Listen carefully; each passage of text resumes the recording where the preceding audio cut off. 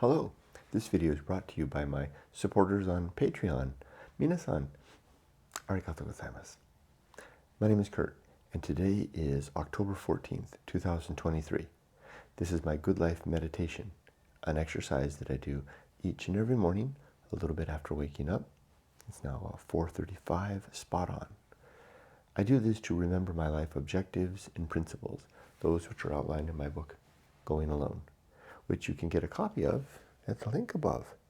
And if you don't see a link, look for one down in the description. There's probably one there. I recommend the hardcover edition.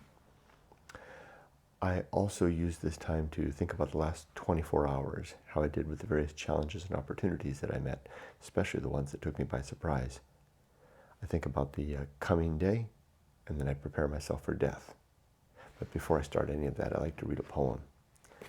Today, turning back to Edward Thomas, we're going to read a poem called The Unknown Bird.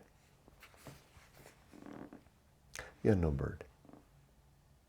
3 lovely notes he whistled, too soft to be heard if others sang, but others never sang in the great beech wood all that May and June. No one saw him. I alone could hear him, though many listened.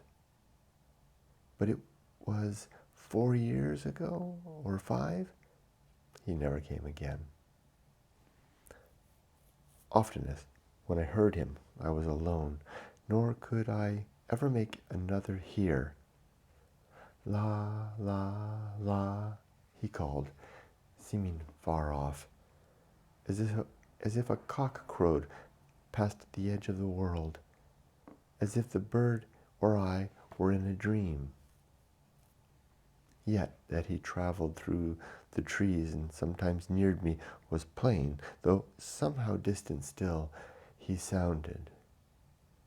All the proof is, I told men, what I had heard.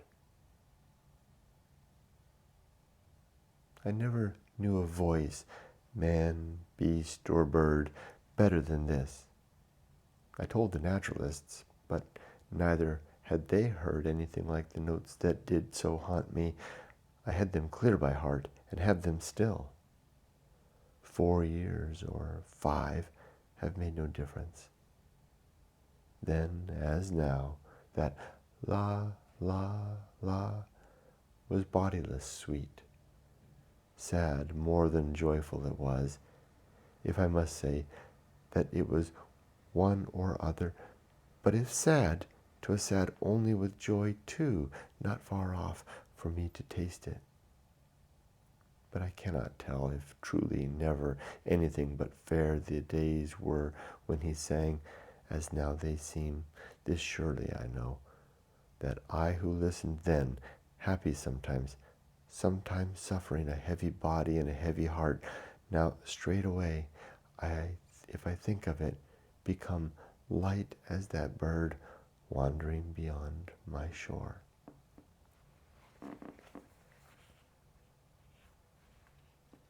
Was the bird real?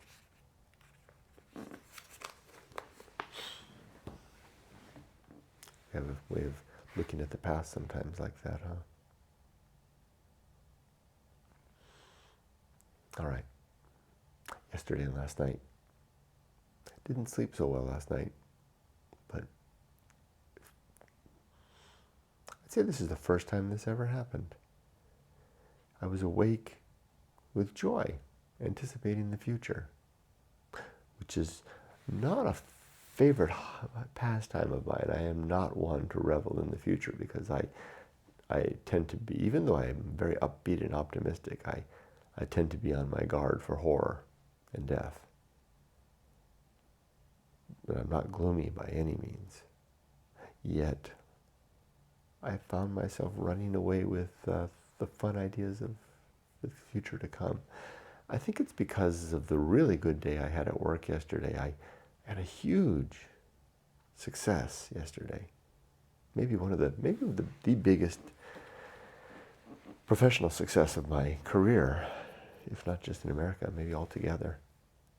I was able to pull something off yesterday. It took half a day with first one person and then another. we pulled something big off. It was a bit of analysis and planning, the likes of which I couldn't have done a couple of years ago, heaven forbid, a decade ago when I first came to America. I was incapable of it. Yet I pulled it off yesterday. Led the small team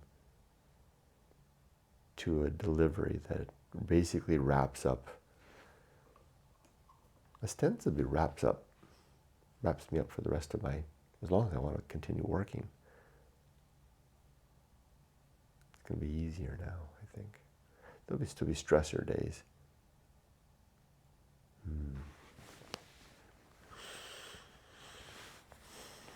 This last assignment of mine that I received was a little bit like being thrown into a pit without a ladder. I did that once when I was a boy. We were off Lake Powell on a houseboat, and I climbed up with some of the other kids up at some sandstone stuff, and I got down inside of a pit that I couldn't get out of. I was stuck inside, and the adults had to come up and rescue me. This assignment felt a little bit like that, though not a big assignment by any means compared to the assignment I just finished. It was a bit of a pit, and I had to contrive. There would be no adults to save me. I would have to contrive a ladder of sorts to get out. Yesterday was the ladder day, and it's a good ladder. I can get out now. Getting out means being able to retire, to finish my career on real good footing. Because a large bit of my well-being is tied to and constituted by my professional result and due diligence. Damn it, yesterday was good. Hard, but it was good. And then as a result, I had a really good afternoon at the beach, a nice evening. I went to sleep, and I woke up around 3 a.m., not fussing and tossing and turning, but thinking about the future, thinking about all kinds of fun things, which again, like I said, is a hazard, because I don't want to neglect now, and I don't want to be unwary of the horror and of death. Yet I was enjoying it, and that was a good thing. Feels good. Good day yesterday. Let's do the good life. These are 8 objectives and 35 principles outlined in Going Alone. It's a fresh copy. I just sent the copy that I've been working on for the illustration yesterday to one of my Patreon supporters.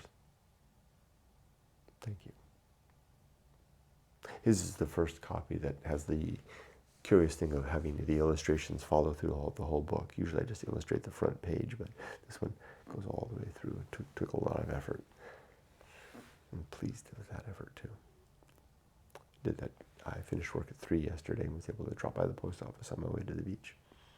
Again, the woman at the post office, when I had to mark on the thing that it was a book.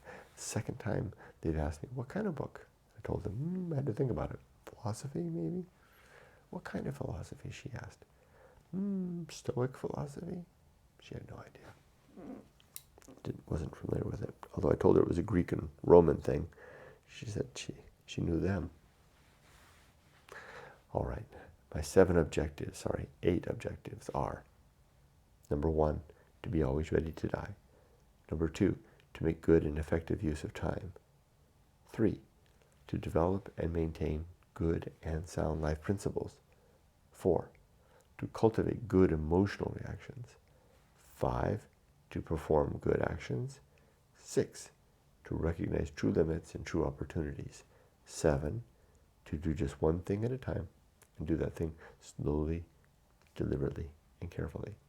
And 8, to keep my balance at all times, both physical and mental, and life. My 35 principles then are: war, reason, homunculus, anchorhold, home of good and evil, purpose, atomic principle, principle of nature, maturity, the pirate ride, maturity, I got it backwards, huh? Social principle, public speaking,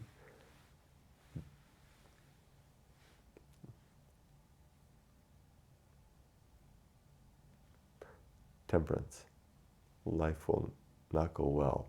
The horror show, the feast of woeful, distraction, agency and the great indifference, the best seat in the house, the restless man, the path of wildness, the great life adventure, sin and damnation, complete oblivion, the season of philosophy, the bull's-eyeing, the uphill climb, arena and utility, nothing is enough, the principle of fun and the principle of being ready.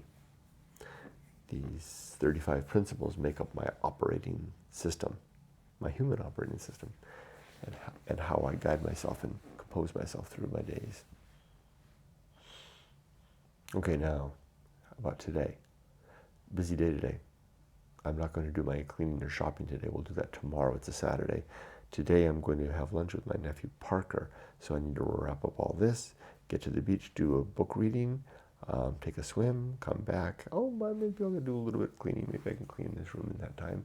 And then I'll get in the car and go out and have lunch with my nephew and come back in the afternoon and have dinner with my wife and dog walks, etc. Finally, am I ready for death? Are my affairs in order? Yes. Are my relationships sound? Yes. Is my life's work complete? Yes. I am ready to die. I can now die without a single backwards glance. Can I really do that? I guess I won't know until I get there, if I have enough time to think about it. I'll stop for now. Be safe, but not too safe. Take care.